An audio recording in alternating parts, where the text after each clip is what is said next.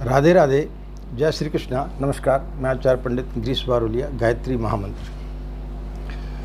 ओम भूर्भुवः स्वः तत्सवितुर्वरेण्यं भर्गो देवस्य धीमहि धियो यो नः प्रचोदयात्।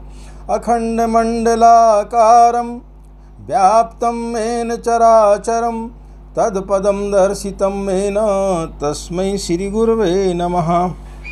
तस्मै श्रीगुरवे नमः। मित्रों, 25 नवंबर दिन बुधवार को देव उठनी एकादशी का त्यौहार मनाया जाएगा।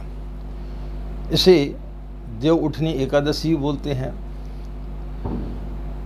देव उत्थान एकादशी के भी नाम से जाना जाता है और प्रबोधिनी एकादशी के नाम से भी लोग इसे जानते हैं। यह कार्तिक मास के शुक्ल पक्ष की एकादशी को यह त्यौहार मनाया जाता है। इस दिन तुलसी विवाह आदि किया जाता है। ऐसी मान्यता है कि भगवान श्री हरि विष्णु चौमासे के बाद में इस दिन अपने निद्रा से उठते हैं, इसलिए इसका नाम देव उठनी एकादशी पड़ा है। इस दिन आपके लिए हम एक बहुत छोटा सा उपाय बताने के लिए जा रहे हैं।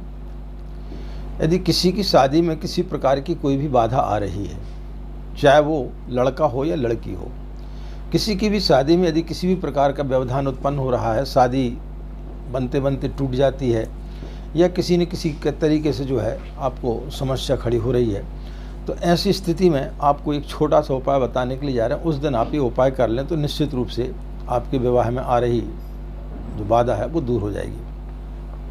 आपको करना क्या है, 25 तारीख यानी देव उठनी एकादशी के दिन आपको प्रातःकाल स्नान आदि करने के पश्चात में पीले वस्त्र धारण करके पूजा स्थली पर बैठ जाना है। एक चांदी की कटोरी हो या स्टील की कटोरी हो या कांच की कटोरी भी चलेगी। तीनों में से जो भी कटोरी आपके पास में उपलब्ध हो, आप उसमें जल भर के अपने सामने रख लें। उसमें 7 बूंद आप जो है गंगा जल का डाल दें। 7 चुटकी यानी ये 7 चुटकी उसमें जो है आप पिसी हुई जो हल्दी रहती है वो डाल दें। 7 बूंद जो है उसमें आप गाय का घी डाल दें। थोड़ा सा आप जो है उसमें केसर डाल दें। 7 बूंद आप उसमें शहद की डाल दें और 7 उसमें तुलसी के पत्ते का रस टपका दें। इसके पश्चात में आपकी जो तर्जनी उंगली है उससे आप थोड़ा सा उसको मिला लें, मिक्स कर लें, घोल दें। ओम नमो भगवते वासुदेवाय नमः बोलते हुए उसका आप उसको घोल लें।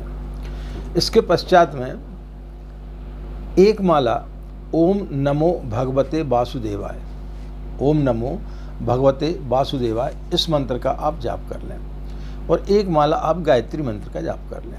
गायत्री मंत्र हमने पहले बोला है, आप उस आधार पर एक माला गायत्री मंत्र का जाप कर लें। उसके पश्चात में जो आपने घी का दीपक जला के रखा है, जब वो घी का दीपक अपने आप जब शांत हो जाए तो उस जल को जो है आप किसी पात्र में एकत्रित कर लें, किसी बाटल इत्यादि में आप एकत्रित कर लें और 11 दिन तक लगातार आप अपने नहाने के जल में 7 बूंद उसको टपका दें और 11 दिन तक आप उस जल से आप स्नान करें। यानी जो आपने अभिमंत्रित जल किया है, जिसमें आपने 7 चीज़ें डाली हैं, आपको क्या क्या डालना है? जल लेना है, 7 बूंद गाय का घी, 7 बूंद गंगा जल, 7 चुटकी हल्दी, थोड़ी सी केसर, 7 बूंद शहद और 7 बूंद तुलसी के पत्ते का रस। तो ये सारी सामग्री जो आपने ली है उसको आप एक किसी पात्र में एकत्रित कर लें और उसके पश्चात में 7-7 बूंद जो है आप जिस दिन जब नहाने के लिए जाते प्रातःकाल तो उसमें 7 बूंद उस जल को टपका दें और फिर आप स्नान करें। तो निश्चित रूप से आपके लिए आसाती सफलता प्राप्त होगी। ये अद्भुत प्रयोग है।